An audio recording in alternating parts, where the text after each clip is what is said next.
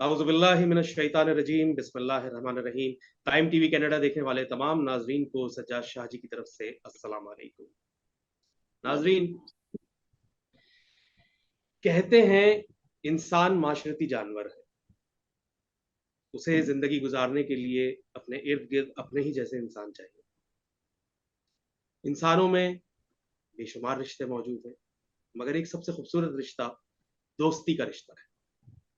और कहा जाता है कि दोस्त वो जो वक्त पर काम आए, और किताब से बेहतरीन दोस्त और कौन हो सकता है। मुझे यहाँ पे गुलजार साहब की दो सतूर याद आ रही हैं कि वो कहते हैं कि किताबों से कभी गुजरो, किताबों से कभी गुजरो तो कुछ किरदार मिलते हैं, गए वक्तों की डेवड़ी पर खड़े कुछ यार मिलते हैं। ये किताबें आपको माजी से भी मिलाती हैं, मुस्तकबिल भी दिखाती हैं और हाल के बारे में भी आगाही फराहम करती हैं। मगर अलमिया ये है कि आज की इस आईटी वर्ल्ड में, इस डिजिटल सोसाइटी में बहुत ही अनफॉर्चुनेटली हम किताबों से दूर होते जा रहे हैं। इस मौजू पे गुफ्तगू के लिए आज मेरे साथ दो ऐसी शख्सियात मौजूद हैं कि जिनके साथ ये प्रोग्राम करना मैं अपने लिए बाइस इफ्तिखार समझता हूँ। मैं बारी बारी दोनों का तारुफ देता हूँ आपको। मेरे साथ मौजूद हैं जनाब, इनके तारुफ में क्या कहूँ, स्कॉलर भी हैं, रिसर्चर भी हैं, जिन्ना यूनिवर्सिटी फॉर गर्ल्स से, और जाकरा भी हैं, खतीबा भी हैं, जनाब मोहतरमा सबीका अली शेर जैदी साहिबा। अस्सलाम वालेकुम जनाब। वालेकुम अस्सलाम वरहमतुल्लाह। कैसे हैं आप? खैरियत से हैं? अल्हम्दुलिल्लाह, बहुत शुक्रिया कि आपने अपने इंतहाई मसरूफियत में से ये वक्त निकाला हमारे लिए। जज़ाकल्लाह। और आपके साथ ही एक और शख्सियत इस प्रोग्राम में हमारे साथ मौजूद हैं जिनका तारुफ करवाना भी मैं अपने लिए एजाज समझता हूँ। आप हैं जनाब मशहूर शायर जनाब कमर अमरोही साहब के फर्जंद हैं, और बुनियादी तौर पे तो कारोबार से वाबस्ता हैं, मगर फिल्म दोस्त हैं, किताब दोस्त हैं, कमर अमरोही साहब के बेटे हैं। तो ये इतना ही कह देना काफी है कि इल्मो अदब से किस कदर आपकी वाबस्तगी है। मगर आपका बहुत बड़ा कारनामा ये जरूर है कि आप कराची के खस्ता हाल जुबू हाल कुतुब खानों के लिए जो आपने कोशिशें अंजाम दी हैं वो इंतहाई गिरा कदर है। आप एक एसोसिएशन के सीईओ भी हैं जिसका नाम है citizen library, citizen library licence association. इसमें जिस तरीके से आपने इन रवाबित को इकट्ठा किया है और सारे मामलात को तय किया है वो इंतहाई काबिल तारीफ है। हमारे साथ मौजूद हैं जनाब आफ्ताब फारूकी साहब। अस्सलाम वालेकुम जनाब। वालेकुम अस्सलाम शाह साहब, बहुत बहुत शुक्रिया आपका मुझे मदऊ करने आपका का। बहुत शुक्रिया जनाब। मैं आपके वालिद साहब के ही शेर से प्रोग्राम का आगाज करूंगा और फिर आपसे गुफ्तगू शुरू करूंगा कि आपके वालिद साहब का एक शेर है कि वो कहते हैं, रोशन है हमारे दम से कमर, दुनियाए सुखन का हर जर्रा। रोशन है हमारे दम से कमर, दुनियाए सुखन का हर जर्रा। हम बाइसे तख्लीक उर्दू, हम मौजब तंजीम उर्दू। बहुत खूबसूरत शेर के खालिक, और हमारी खुशनसीबी का आज हम कमर रोही साहब के फर्जंद जनाब आफ्ताब फारूकी साहब के साथ इस प्रोग्राम में गुफ्तगू कर रहे हैं। सर, गुफ्तगू का आगाज मैं यहाँ से करूंगा आपसे कि ये बताइए कि किताब जिंदगी में क्यों जरूरी है? क्या किताब के बिना आदमी अपनी जिंदगी में कामयाब नहीं हो सकता, या किसी किस्म की सलाहियतों को हासिल नहीं कर सकता? इसके ऊपर जरा एक इजमाली तज्जिया पेश कीजिएगा। मैंने जो काम शुरू किया था ना, यकीन जानिए, वो कुतुब खानों की बहाली का शुरू किया था। सही। यानी लियाकत की ज़बून लियाकत खानी जो लाइब्रेरी। थी, ठीक। हम मैं बैठा था उनके डायरेक्टर के साथ, तो वो बहुत परेशान थे इस सिलसिले में। तो वहीं बैठकर हमने 2005 में ही ये सिटीजन लाइब्रेरी लाइसेंस एसोसिएशन बनाई थी, सही। जिसको हम नाम से जानते हैं। मकसद यही था कि किसी तरीके से कुतुब खानों को जो है वो किया जाए, और उसके सिलसिले में मैंने बड़ा काम किया।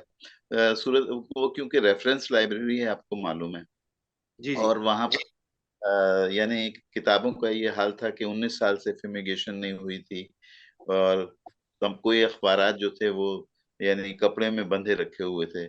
تو اس طرح کی صورتحال تھی. کوئی وہاں پر ایسی چیز نہیں تھی کہ فوٹو صحیح. اسٹیٹ ہو کے وہ مل جائے. تو وہ یہ کرتے تھے کہ بچے وہ وہاں بلیڈ لے کے انہیں اگر کوئی چاہیے ہوتا تھا اپنا اس میں سے کاٹ کے لے جاتے. تو اچھا. وہ یہاں تھی. تو اس پہ ہم نے کام شروع کیا اور پھر اس کو اللہ کا شکر ہے گورنمنٹ نے بھی اس پہ گورنمنٹ سندھ نے بھی فوراً وہ ہوا کیونکہ میں نے کوئی شاید ایسا مصنف نہیں تھا, کوئی اخبار والا نہیں تھا, کوئی وزیر نہیں تھا جس کو میں نے خط نہ لکھا ہو اور اس کا نتیجہ آیا. اچھا اس میں ایک اور ہمارے ساتھ جو وجہ تھی کہ ہمارے ساتھ ہماری سرپرست میں اس وقت 2 شخصیات ایسی آ گئی تھی, یعنی فاطمہ سریہ بجیا اور معین اختر صاحب کوئی نقطہ مرحوم. صاحب بہت ہی. ان دونوں نے بہت ساتھ دیا جنہوں نے مجھے حکومتی اداروں سے ملانے. تو یہ سب کچھ ہو تو گیا, لیکن ایک دن پھر میں اسی طرح سے آج سے 2 سال پہلے کی بات ہے کہ میں ایک لائبریری میں گیا, یہاں ہمارے پیڈل بی ایریا میں ہے. وہاں میں جب گیا اور دیکھا میں نے تو بچیاں بیٹھی ہوئی تھیں اور اچھے خاصے کوئی 8-10 سے زیادہ. تو میں بڑا خوش ہوئی کہ بھئی یہاں پہ لوگ بیٹھے ہوئے ہیں. تو میں نے ان سے پوچھا یہ آپ کی لائبریری میں کون لوگ زیادہ آتے ہیں؟ تو وہ کہنے اور آپ کون سی کتابیں یہاں پر, تو کہنے ہم پڑھنے تھوڑی آتے ہیں. میں نے ارے کہا جی تو آپ ہم عملے سے تعلق ہے ہمارا, یعنی ہم یہاں کام کرتے ہیں. ہاں. اچھا فوراً میرے دماغ میں یہ خیال آیا کہ کتاب, اگر ہم نے کتاب سے رشتہ جوڑنا ہے تو اس وقت جو صورتحال ہے وہ یہ ہے کہ کتب خانے موجود ہیں, عملہ موجود ہے, وہاں پہ ہر چیز موجود ہے, لیکن پڑھنے والے نہیں. پڑھنے والے نہیں. کہا نا, تو مجھے یہ بہت جو میں اپنے بہت صحیح طریقہ بیان کیا آپ نے. جو بالکل میں نے ایسے ہی ہے. ملک دیکھے وہ ملک کے حالات جو ہمیں مطلب جب ہم کسی سے بات کرتے ہیں تو یہ پتہ چلتا ہے کہ ان کے پاس کسی قسم کا مواد موجود نہیں ہے, کسی قسم کا نالج ان کے پاس نہیں ہے. وجہ کیا ہے کہ پڑھنے سے دور ہیں. اچھا یہ میں آج آپ کو ایک اور بات بتاؤں کہ یہ آج کی بات نہیں ہے, یہ رونا آج کا نہیں ہے.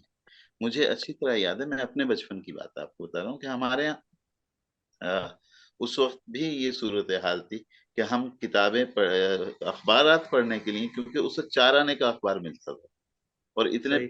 پیسے کہ پورے مہینے کا اخبار لگایا جا سکے, تو ہم لائبریری یا کسی نائی کی دکان پہ وہاں جا کر اخبارات پڑھنے کا اپنا جو ہے نا جسے کہیں کہ صحیح. شوق پورا کرتے. تو حالات تو ہم شروع سے ہی ہم پڑھنے سے دور رہے. کیونکہ ہم پڑھنے سے دور رہے اس لیے ہم لوگوں کو کتاب کی اہمیت کا پتہ ہی نہیں کہ کتاب کی اہمیت ہے کیا. کتاب آدمی کا ذہن کھولتی ہے, وہ آپ کو جستجو پیدا کرتی ہے مزید جاننے کے لیے, لیکن اس کے لیے عادت ہونا ضروری ہے, پڑھنے کی عادت ہونا ضروری ہے. اور اس عادت, پڑھنے کی عادت کے ہی لیے ہم نے جو ہے 2 سال پہلے اس 25 تاریخ کو انشاءاللہ تعالی 26 تاریخ کو ہمارے اس تحریک کا آؤ بچوں کتاب پڑھیں جو ہم نے شروع کی تھی, اس کا 2 سال ہو جائیں گے, یعنی دوسری ماشاء سالگرہ اللہ. ہم انشاءاللہ ماشاء اللہ. بہت خوب. بہت خوب. بہت خوب. منا رہے ہیں. یہاں پہ اب میں گفتگو کا رخ جو ہے شامل کروں گا اس گفتگو میں جناب سبیکہ علی شیر زہری صاحبہ کو. خواہر یہ بتائیے گا آپ کہ آپ ایک ہونہار فرزند کی والدہ بھی ہیں. آپ کے فرزند ماشاءاللہ وہاں جو ہیں پروردگار انہیں طویل عمر, صحت اور دنیا و آخرت کی بھرپور کامیابی عطا فرمائے الہی آمین. بطور ماں آپ نے کس طریقے سے اس چیز کو سمجھا اور اپنے بچے کو کتاب کی طرف راغب کیا, اس کو اتنی خوبصورتی کے ساتھ آپ کیسے کیسے اس پرورش کی طرف لائیں, وہ بھی اس پرآشوب دور کے اندر؟ سب سے پہلے تو بہت شکریہ آپ کا وہاج کے لیے, آپ لوگوں کی طرف سے اتنی اپریسیشن اور اتنے خوبصورت الفاظ اور اتنی دعائیں, اور یہ سب جو بھی ہے وہ خدا تعالیٰ کا اور پھر آل محمد کا کرم ہے, ورنہ ہماری کوششیں اور ہماری حقیقتیں تو کوئی حیثیت ہی نہیں رکھتی ہیں. لیکن یہ حقیقت ہے کہ انسپریشن جو ملی ہے وہ قرآن پاک کے مطابق, جب قرآن پاک کو حقیقتاً سمجھنے کی کوشش کی تو پتہ یہ چلا کہ جو پہلی وحی نازل ہوئی تو پروردگار عالم نے کہا اقرا بسم ربک الذی, پڑھ, یعنی پڑھنا بہت ضروری ہے, جبھی اللہ کہہ رہا ہے کہ پڑھ. اور ایسے نبی سے کہ جسے سب کچھ سکھا کے بھیجا ہے, جب ان سے کہا جا رہا ہے پڑھ, تو میری اور آپ کی یا بہاج کی یا کسی بھی شخص کی کوئی حیثیت رہ ہی نہیں جاتی. پھر جب قرآن کو مطالعے کے لیے کھولا تو سورہ الحمد کے بعد جو پہلا سپارہ ہمارا جسے ہم پڑھتے ہیں, الف لام میم ذالک الکتاب لا ریب فیہ, تو وہاں بھی یہی نظر آیا کہ کتاب, اور وہ کتاب کے جس میں کوئی شک ہی نہیں ہے, جس میں کوئی جھوٹ ہی نہیں ہے, جس میں کسی اضافے کی گنجائش نہیں, جس میں کچھ نکالا نہیں جا سکتا, یعنی اتنی بے عیب کتاب جو پروردگار نے نازل کی اور اسے بار بار پڑھنے کا حکم دیا گیا. تو کتاب اور پڑھنا یہ دو چیزیں ایسی تھی کہ جو ساتھ ساتھ نظر آئی. تو پھر ہم نے یہ کوشش کی کہ ان دو چیزوں کو کہ جن کا چولی دامن کا ساتھ ہے, ان کے ساتھ ہم بھی وابستہ ہو جائیں. اور ایک ماں ہونے کی حیثیت میں, کیونکہ میں یہ سمجھتی ہوں کہ ایک ماں خود کتنا ہی کیوں نہ ترقی کر جائے, علم کی کتنی ہی بلندیوں پر کیوں نہ پہنچ جائے, لیکن اگر اس کی اولاد میں وہ اپنی اسکلس کو, اپنے علم کو, اپنی صلاحیتوں کو منتقل نہیں کر پا رہی ہے, کیونکہ حقیقتاً بچے جو انسپریشن لیتے ہیں وہ اپنے پیرنٹس سے ہی لیتے ہیں. جو کچھ وہ اپنے والدین کو کرتا ہوا دیکھیں گے وہ وہی کریں گے. اگر میرے ہاتھ میں موبائل فون ہے تو میرے بیٹے کے ہاتھ میں بھی موبائل فون رہے گا, اگر میرے ہاتھ میں کتاب ہے تو میرے بیٹے کے ہاتھ میں بھی کتاب رہے گی. تو اسی ٹیکنیک کو یوز کرتے ہوئے ہم نے کوشش کی کہ ہم اپنے گھر میں وہ طور طریقے اختیار کریں کہ جس سے ایک ایکٹیو اور پروگریسو مائنڈ سیٹ ملے بچے کو. اور اس میں جو ہمیں بہت ہیلپ ملی وہ میں کہتی ہوں کہ دنیا کے لیے ایک بہت بڑا ڈیزاسٹرس ٹائم تھا کووڈ کا, لیکن ماؤں کے لیے وہ بڑی بلیسنگ بھی تھی وہ ٹائم کے, جس میں ہمیں بہت ٹائم ملا اپنے بچوں کے ساتھ اسپینڈ کرنے کے لیے. جس ایک سوشل فریم ورک کے ہم عادی ہو چکے ہیں, جس میں ہم بہت ارلی ایج میں اپنے بچوں کو اسکولس کے حوالے کر دیتے ہیں, اور اپنے دن کا ایک بہت بڑا حصہ وہ بچے اسکولس میں گزار کے آتے ہیں, ماؤں سے دور ہو جاتے ہیں. تو وہ سارا ٹائم ماؤں کو گزارنے کو ملا, اور ماؤں کو پھر اپنی اسٹریٹجیز امپلیمنٹ کرنے کا ٹائم ملا بچوں کے اوپر. تو ہم نے بھی وہاج کے حوالے سے اگر بات کروں تو اس کا جو پوٹینشیل تھا, جو ٹیلنٹ تھا, وہ ہم نے اسی دوران میں ڈسکور کیا. اور میں سمجھتی ہوں صرف میں نہیں بلکہ بہت سی مائیں ایسی ہوں گی کہ جنہوں نے اپنے بچوں کے ٹیلنٹ کو ریئلائز کیا ہوگا, اور پھر ریئلائز کرنے کے بعد اس کو یوٹیلائز کرنے کے بارے میں بھی یقیناً سوچا. اور ہمیں اگر ہم دیکھتے ہیں تو ہمیں سوشل میڈیا کے تھرو اور ہماری جو نجی محافل ہیں ان محافل میں ایسے بہت سے بچے نظر آتے ہیں کہ جو کسی نہ کسی ذریعے سے کسی نہ کسی طرح اپنی اسکلس کو لے کر آگے بڑھ رہے ہیں. بچوں کی کردار سازی میں کتاب کا ایک بہت امپورٹنٹ رول اس لیے بھی ہے کہ ایک بہت خوبصورت بات جو کبھی پڑھی تھی کہیں کہ کتابیں حقیقتاً ایکسپیرئنس جو ہے, لائف ایکسپیرئنس جو ہے وہ ٹرانسفر کرتی ہیں. اور یہ وہ لائف ایکسپیرئنس ہوتا ہے کہ جو ایک بچہ جو 10 سال کا, 12 سال کا, 15 سال کا ہے, وہ 50 سال کی عمر کا ایکسپیرئنس نہیں ابھی تک حاصل کر سکا, لیکن ایک کتاب پڑھنے سے وہ اس شخص کا ایکسپیرئنس بھی حاصل کر لیتا ہے جس لکھنے والے کی عمر 50 سال یا 45 سال تھی. تو اس لیے کتابوں کا بچوں کے ساتھ خاص طور پہ ریلیٹ کرنا اور ان کے ساتھ ان کا کتب بینی کی طرف رجحان ہونا بہت ضروری ہے. بالکل درست کہا آپ نے, بہت بہترین بات کہی آپ نے. آفتاب صاحب یہ بتائیے گا کہ آپ چونکہ سماجی طور پہ ایک بہت متحرک شخصیت ہیں اور آپ کا بے شمار لوگوں کے ساتھ رابطہ رہتا ہے, کتاب دوست بنانے کے لیے بچے کو, چاہے وہ اس کے نصاب کی کتاب ہو یا غیر نصابی کتاب ہو, ہمارے معاشرے میں زیادہ تر جوائنٹ فیملی سسٹم ہے. اب جوائنٹ فیملی سسٹم میں ہوتا کیا ہے کہ اگر ایک والدین چاہ رہے ہیں کہ وہ اپنے بچے کو پڑھنے کے لیے بٹھائیں اور دوسری فیملی کا بچہ جو ہے وہ کھیل رہا ہے یا کارٹون دیکھ رہا ہے یا ٹی وی دیکھ رہا ہے, تو ظاہر ہے بچہ بھی اسی طرف جانا چاہے گا. یہ چیزیں کتنے مسائل پیدا کرتی ہیں ہمیں کتابوں سے اور تعلیم کے میدان میں پیچھے رہ جانے میں, ان چیزوں کا کتنا قصور سمجھتے ہیں؟ اصل میں یہ چیزیں ہیں یہ کتاب سے دوری کی وجہ سے تو پیدا ہوئی ہیں. یعنی جو ہم کتاب سے دور ہیں, مطالعے سے دور ہیں, اسی مسائل ہیں ہمارے. اگر ہم کتاب سے دور نہ ہوتے تو پیدا نہ ہوتے. میں اپنی ذاتی گھر کی مثال دیتا ہوں, اور یہ مطلب کہ وہاج کے ساتھ ہی میری نواسی ہے جو साथ साथ चल रही है हमारे सिला में। तो माशाल्लाह। हमने जो वो किया था, यानी जिस इसके शुरू जो किया था वो ऐसे ही किया था कि हमने एक पैगाम बनवाया हमारा, क्योंकि इसका पैगाम भी है कि किताब पढ़िए, किताब खरीदिए, किताब तोहफा दीजिए। तो वो जी वीडियो वायरल की और कहा कि जो बच्चे हमें इस तरह की वीडियो बनाएंगे और एक ये जुमला उसके अंदर होगा तो हम उन्हें इनाम देंगे। तो कहने का मकसद है कि, और वो एक और भी मैं बात बताऊं कि वो बच्ची जो मेरी नवासी है, मेरी बेटी ने उनसे कहा कि अगर तुम अपने भाई को पढ़ाओगी, कहानियों की किताबें सुनाओगी, तो मैं तुम्हें 500 रुपये फीस दिया करूंगी इसकी। और उससे कहा कि अच्छा। अगर तुम, तो तुम्हें 500 रुपये मिलेंगे इसको। और फिर छोटी से कहा कि इसको पढ़ाओगे तो उसको भी 500 रुपये मिलेंगे। आप यकीन जानिए, आज वो तीनों बच्चे जब मेरे घर पे आते हैं तो हर दोनों तीनों के हाथ में एक एक किताब जरूर होती है। और हमारे घर में अगर कोई किताब पढ़ी हुई है तो वो कहते हैं कि नाना क्या हम ये पढ़ सकते हैं। मकसद ये है कि ये हमें अपने घरों से शुरू करना है। बिल्कुल। घर से पहले काम अपने बिल्कुल कुर्ब जवार से शुरू करना है। और अब इस 2 साल के अंदर हम बड़े इस मामले में मैं समझता हूँ हम बहुत आगे तक गए हैं। हमने अपनी महफिल में जो इसकी तकारीब हम कर रहे हैं, इसमें हमने वहाज को और उरूश को जो है हमने निजामत दी बाकायदा प्रोग्राम की, और लाइव प्रोग्राम हो रहा है, यानी उसकी हमने वो दी। मकसद कहने का ये है कि जब तक हम इनकी तरबियत करके इन्हें आगे नहीं करेंगे, वो बिल्कुल सही। आपने देखा होगा कभी फुटबॉल का मैच या उसकी जब तकरीब होती है या कोई और मैचेस की, तो उसमें बच्चे आगे उसमें झंडा लेके चल रहे होते हैं।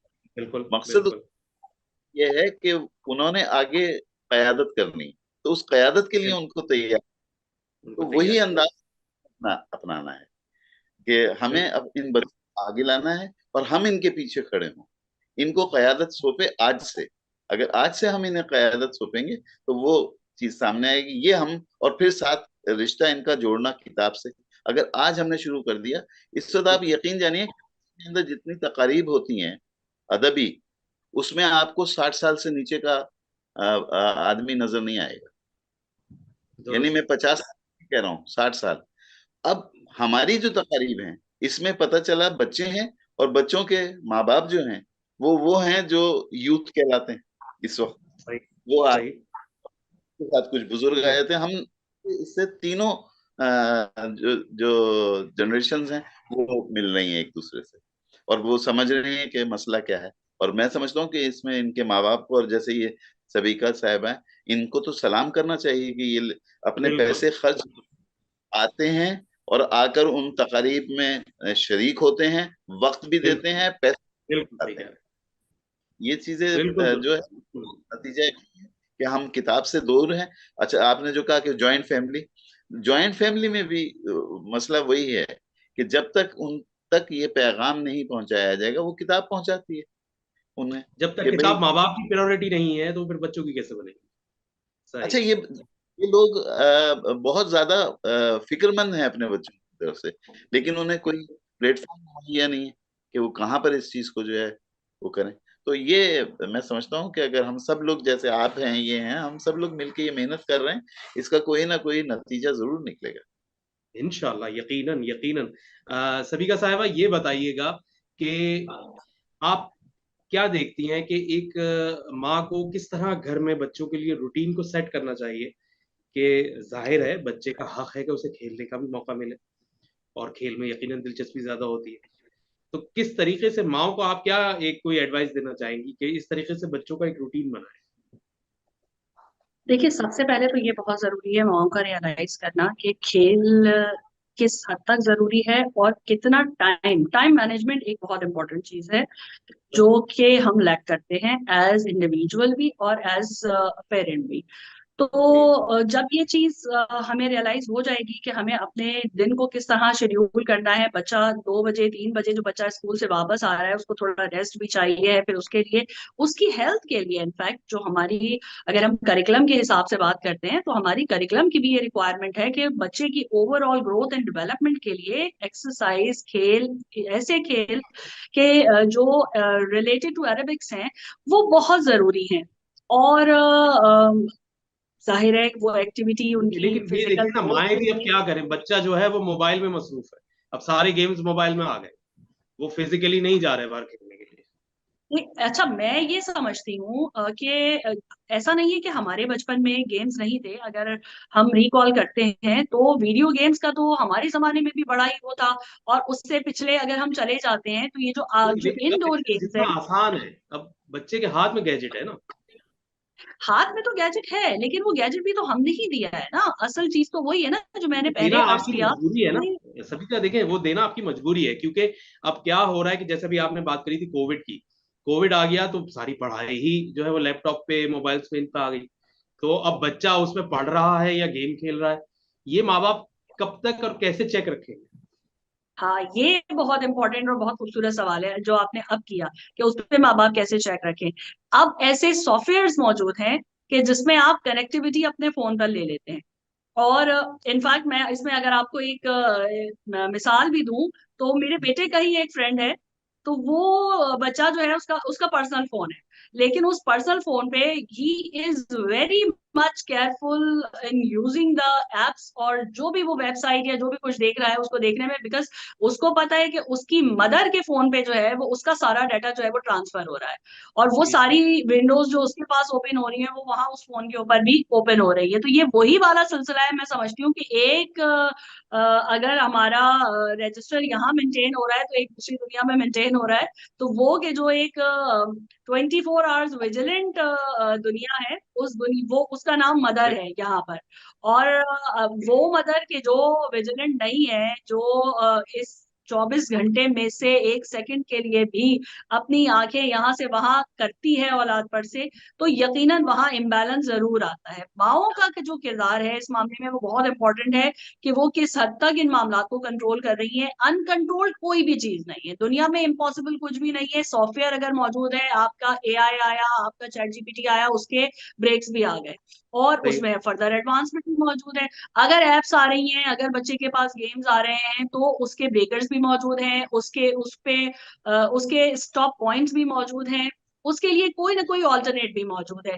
दी अदर थिंग इज कि अगर हम अपने बच्चे को आउटडोर एक्टिविटी प्रोवाइड कर रहे हैं या उसको किसी प्रोडक्टिव एक्टिविटी के अंदर एंगेज कर रहे हैं, मैं ये समझती हूँ कि ये जो हमारा मोबाइल फोन या अदर गैजेट्स हैं, ये सिर्फ गेम्स के लिए या कोई सोशल मीडिया साइट्स के लिए या अदर एक्टिविटीज ही के लिए नहीं है। हम्म। इसकी पॉजिटिविटी भी बढ़ी है। मैंने ये देखा कि बच्चे जो थे वो इन्हीं गैजेट्स के जरिए बच्चों ने बड़े प्रोडक्टिव काम भी किए। बड़े आप देखें अगर तो अब गूगल सर्च ही कर लें अगर, तो आपको ऐसे लातादार बच्चे पूरी दुनिया में मिलेंगे जो हर एज ग्रुप के इस वक्त काम कर रहे हैं और मुख्तलिफ फील्ड्स में काम कर रहे हैं, चाहे वो आईटी की फील्ड हो, ऐसा चाहे नहीं। वो इंटरपर्सनल स्किल्स हो, चाहे वो एनी फील्ड जिसमें आपको बच्चे नजर आ रहे हैं और प्रोग्रेस करते हो। ये नहीं, ब्लॉग राइटिंग, वीलॉग्स ने वीडियो का एक पूरा सिलसिला प्रोवाइड किया बच्चों को, जिसमें उनकी फिजिकल और उनकी डिजिटल दोनों तरह की एंगेजमेंट जो थी वो सामने आई। तो ये प्रोडक्टिव यूज है। और बुक रीडिंग के हवाले से अगर मैं इसको रिलेट करूं तो मैं यहाँ ये भी जरूर एम्फसाइज करूंगी कि जमाने के साथ एडजस्ट होना भी बहुत जरूरी है। We have to be innovative, innovative in the sense के जब आप दुनिया की जो चेंजेस हैं, जब आप चेंज एक्सेप्ट करते हैं और उस चेंज को पॉजिटिवली एक्सेप्ट करते हैं, तो सक्सेस का रेट आपका बढ़ जाता है। हम बहुत बेहतरीन है कि हम किताबों के साथ रिलेट करें और उनके साथ एसोसिएट करें और हमारी जिंदगी का वो लाजमी जुज बने, लेकिन डिजिटल लाइब्रेरीज और जो हमारे पीडीएफ वर्जन्स हैं उनकी इम्पोर्टेंस को भी हम किसी सूरत डिनाई नहीं कर सकते, और उनकी अपनी एक एग्जिस्टेंस है।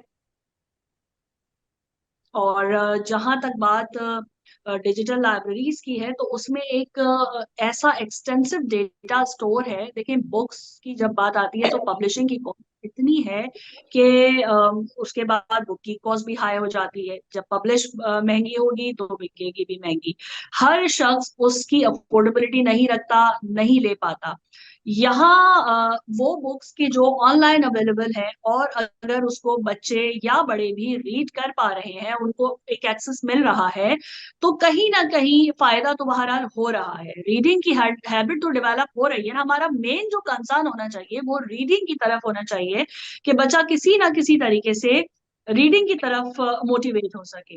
یہاں اسکولس کا رول بھی بہت امپورٹنٹ ہے. اسکولس کے اندر اگر آپ دیکھیں تو جو ہمارا بچے کا ڈیلی ٹائم ٹیبل بنتا ہے، اس میں لائبریری کا ایک پیریڈ ضرور ہوتا ہے، اور اس لائبریری کے پیریڈ کی کو یوٹیلائز کیسے کیا جا رہا ہے، وہ اس کے اوپر کیا چیک اینڈ بیلنس ہے. حالانکہ لائبریری سائنسز کا ہمارا پورا ایک ڈسپلن موجود ہے، اور جس کے اندر آپ پی ایچ ڈی بھی آپ کے یہاں ہو رہا ہے، لیکن اس کے باوجود ہمارے اسکولز میں جو لائبریری مینجمنٹ کا جو معاملہ ہے وہ بہت پور ہے، اور افیکٹولی یوز ہی نہیں ہو پاتا. اور بہت اچھے اچھے جو ہمارے مین اسٹریم اسکولز ہیں، اگر ہم ان میں بھی دیکھتے ہیں تو وہاں بھی بچوں کو لائبریری میں لے جا کے بس جیسے چھوڑ دیا جاتا ہے، اور کوئی چیک نہیں ہے لیول وائز، ایج وائز، بچوں کی کیا ریکوائرمنٹ ہے، ان کے کیا انٹرسٹ ہیں، انہیں کون سی بکس دینی ہے. وہ خود شیلفز کو سرچ کر رہے ہیں، ان میں سے انہیں جو کوئی سمجھدار بچہ ہے تو وہ جا کے کبھی پوچھ بھی لیتا ہے لائبریرین سے کہ کیا میں یہ بک ریڈ کر لوں، کیا یہ ایشو ہو سکتی ہے. ورنہ ہر طرح کا مٹیریل آپ کو، لائبریری تو ایک اوپن ایکسس ہے نا. آپ کو ہر طرح، اگر آپ کو ڈیجیٹل پلیٹ فارم کے اوپر ایک اوپن ایکسس مل رہا ہے، تو لائبریری بھی آپ کو ایک اوپن ایکسس ہی دیتی ہے بکس کی طرف. تو وہاں پر اسکول کا رول بہت امپورٹنٹ ہو جاتا ہے، کہ وہ کس طرح یہ ہیبٹ ڈیولپ کرتا ہے بچوں میں کتب بینی کی. اور لائبریرینس کا رول بہت امپورٹنٹ ہے، کہ وہ کس طرح بچوں کو موٹیویٹ کرتے ہیں اس کتب بینی کی طرف. بالکل صحیح کہا آپ نے. آفتاب صاحب، I would like you to add your comment on this, کہ یہ بتائیے کہ ابھی سبیکا صاحبہ نے بات کری کہ بچہ اگر پی ڈی ایف کے تھرو سافٹ کاپی پہ کچھ پڑھ رہا ہے تو کم سے کم ریڈنگ تو کر رہا ہے. تو یہ بتائیے کہ یہ سافٹ کاپی پہ ریڈ کرنا ہارڈ کاپی کے مقابلے پہ افیکٹو ہے؟ دیکھیں، یہ تو چلیں، ابھی میں آپ بات وہاں سے شروع کرتا ہوں جو آپ نے کہا نا کہ وہ کیسے ان کو اس طرف راغب کیا جائے. ابھی آپ نے جوائنٹ فیملی سسٹم کی بھی بات کی تھی. جی ہمارے ہاں موجود ہے. میں نے اپنے یہی بچی کا، پھر میں آپ کو دوں گا، یہ 4 بھائی اور ایک ان کی والدہ ساتھ رہتے ہیں، اور ہر چیز کا باقاعدہ موجود ہے کہ اتنے بجے سے اتنے بجے تک کھیلنا ہے باہر، اتنے بجے سے اتنے بجے تک موبائل یوز کرنا ہے، اور اتنے بجے سے اتنے بجے تک جو ہے وہ آپ کو اسکول کا کام کرنا ہے. صحیح ہے.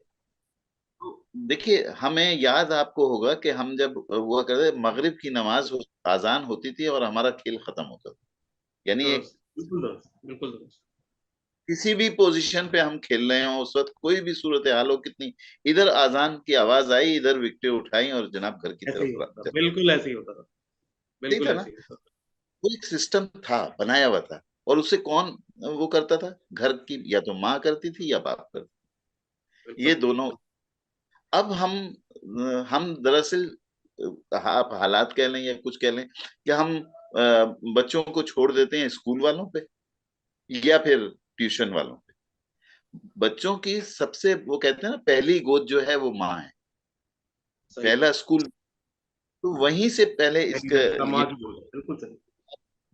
وہاج نظر آ رہے ہیں تو اس کے پیچھے ان کی ماں نظر آ رہی ہیں نا، ورنہ اور وہاج کیوں نہیں نظر آ رہے؟ تو ہمیں ذمہ داری، اچھا یہ ذمہ داری انہیں کیسے پتہ چلے گی؟ وہی بات ہے کہ کتاب سے ہی پتہ چلے گی.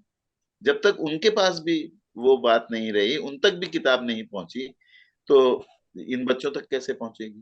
اور میں یہ سمجھ، ہمیں اس تحریک کو صرف وہ کرنا چاہیے کہ پڑھنے کی عادت اپنائیے. آپ کوئی سی بھی کتاب اگر پڑھنے کی عادت آپ کو ہو گئی تو یقین جانیے کہ وہ پھر اس کے بعد پھر وہ ایک عادت ایسی بن جاتی ہے. آج بھی ہم دیکھیں نا، اتنی ابھی بھی یہاں کتابیں میرے پاس پڑھی نہیں ہیں بہت سی، جو ابھی میں نہیں پڑھ سکا، لیکن یہاں رکھی ہوئی ہیں کہ جس وقت بھی وقت ملے گا تو ان کو پڑھ لوں گا. صحیح. جب تک عادت اس کی ہر چیز کی نہیں ڈالی جائے گی، ہمیں اپنے آپ کو سسٹم میں نہیں لے کے آئیں گے. ہمیں گھر کا کو بھی سسٹم میں لانا پڑے گا کہ کس وقت بچے نے اٹھ کے جانا ہے. آپ یقین نہیں ہے، آپ مجھے بتائیے، پہلے کبھی گھروں میں گھڑیاں تک نہیں ہوتی تھی کسی قسم کا، لیکن وقت پہ پہنچتے تھے ہم.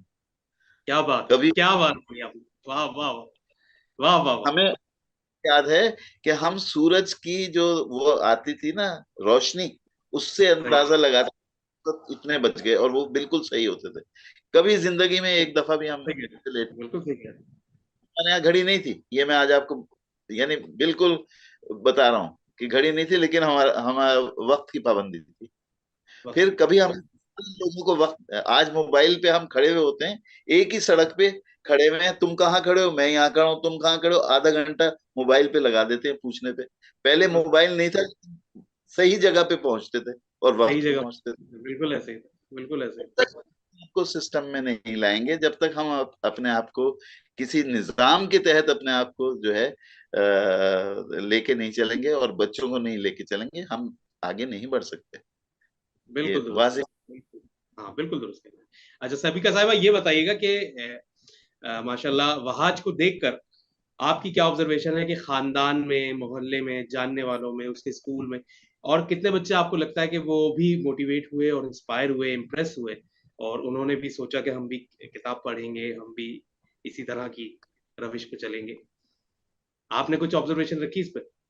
بالکل ماشاءاللہ، یہ ایک بہت پازیٹیو اس پہ فیڈ بیک ہے، اور پیرنٹس کی طرف سے وہاج کی کزنس بھی، اور نہ صرف ہماری فیملی میں بلکہ اسکول میں بھی بہت بچے موٹیویٹ بھی ہوئے اور اٹریکٹ بھی ہوئے، اور کچھ بچوں نے اس کو ایز ہیبٹ اڈاپٹ بھی کیا اور کوشش کی کہ وہ بھی اپنے اندر ایسا چینج لے کر آئیں. تو یہ چیز بہت افیکٹو. اچھا اس میں ایک چیز میں آپ کو بتاؤں، بک ریڈنگ کی جن بچوں کو عادت ہوتی ہے انہیں نوٹس لینے کی بھی عادت ہوتی ہے. تو یہ جو نوٹس ہیں یہ ہمیں ایسا شاید لگتا ہے کہ جیسے جیسے ایڈوانس کلاسز میں آپ جاتے ہیں بچے، تو وہاں پر وہ ریفرنسنگ اور یہ ساری چیزیں آتی ہیں، تو وہ بچے پھر اس ہیبٹ کو وہاں سے پک کرتے ہیں. لیکن میں نے یہ چیز آبزرو کی کہ بہت ارلی ایج سے، کیونکہ وہاں کو ریڈنگ کی ہیبٹ ڈیولپ ہو گئی تھی، تو اس کو یہ ہیبٹ بھی ڈیولپ ہوئی کہ اس نے نوٹس لینے شروع کیے. ان نوٹس سے اس نے اپنی بہت ارلی کلاسز کے اندر ہی 2-3 کے اندر ہی اس نے اپنے نوٹس مینٹین کرنے شروع کیے. اور جب یہ اپنے وہ نوٹس ایگزامس کے دوران یہ کیری کرتے تھے وین میں اپنی، تو وین کے اندر بیٹھے ہوئے بچے ان سے بہت انسپائر ہوتے تھے اور وہ اس کے نوٹس لے کے پڑھتے تھے، اور پھر ان بچوں نے بھی اس کو پک کیا، اور نیکسٹ فیز میں ان بچوں نے بھی وہ اس طرح سے پوائنٹس نکالنا شروع کیے. بلکہ انفیکٹ ان سے ان کی ٹیچر نے بھی ایک بار یہ سوال کیا کہ وہاں جی تم پڑھتے کہاں سے ہو، تمہارا ٹیوشن ہے، تمہاری مدر بھی انگیج رہتی ہیں، تم خود بھی بہت انگیج رہتے ہو. تو اچھا انگیجمنٹس کی وجہ سے وہ آج کی ان کی آف بھی ہو جاتا ہے اسکول میں اکثر، لیکن مارکس جو ہے وہ ماشاءاللہ ہمیشہ بہت اچھے آتے ہیں. تو میں نے نہیں بتایا، نہ سکھایا، نہ کہا، لیکن اس نے خود یعنی بائی پریکٹس آنسر والی بات کہ اس نے خود یہ جواب دیا کہ مس میں بک ریڈ کرتا ہوں، میں اور کچھ بھی نہیں پڑھتا، میں صرف کتاب پڑھتا ہوں، اور صرف اپنے کورس کی کتاب نہیں پڑھتا بلکہ اس سے ریلیٹڈ مجھے اور بھی جو بکس ہوتی ہیں میں وہ بھی پڑھ لیتا ہوں. تو اس سے مجھے نالج ملتی ہے، اور وہ ایک اتنی ایکسٹینسو نالج ہوتی ہے کہ الحمدللہ وہ چیزیں پھر بہت اچھی سی شیپ ہو جاتی ہیں. بہت خوب، بہت خوب. آپ پروگرام کو اختتام کی طرف لے جاتے ہوئے آفتاب صاحب میں آپ کی طرف آتا ہوں. مجھے یہ بتائیے گا کہ آپ تو ماشاءاللہ بہت خوش نصیب انسان ہیں کہ آپ قمر امروہی صاحب کے فرزند ہیں. تو بچپن سے ہی آپ نے کتابوں کا، علم کا، ادب کا ماحول دیکھا اپنے گھر میں، خاندان میں. تو کیا پوائنٹ تھا جس نے آپ کو اس طرف راغب کیا کہ یہ سٹیزن لائبریری لائزن ایسوسی ایشن سلا اس کا قیام عمل میں لایا جائے؟ کیا ایسا ایک پوائنٹ تھا جو آپ کو لگا کہ جس پہ آپ نے اس کام کو شروع کیا؟ دیکھیے 2 چیزیں تھی. ایک تو مجھے یہ احساس تھا کہ میں جس باپ کا بیٹا ہوں ان کو دنیا جانتی ہے، لیکن کیا اسی طرح رہوں گا کہ میں فلاں کا بیٹا ہوں؟ کیا میرے اوپر کوئی ذمہ داری، مجھے بھی کچھ کرنا ہے، کیا بات، مجھے بھی بہت خوب. حصہ ڈالنا ہے. تو اس کے لیے میں، کیونکہ کاروباری آدمی ہوتا ہے تو وہ ہر وقت جو ہے پیسے کے چکر میں رہتا ہے، اور پھر یہاں پر حالات بھی کچھ ایسے ہی رہے ہیں.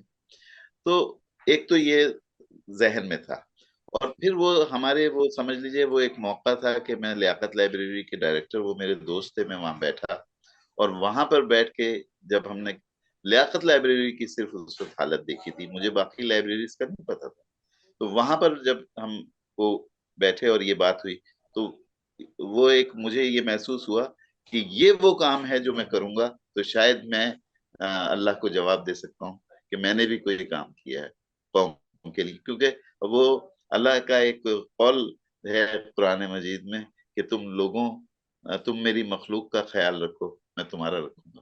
بے شک بے شک بے شک، بہت خوب بہت خوب۔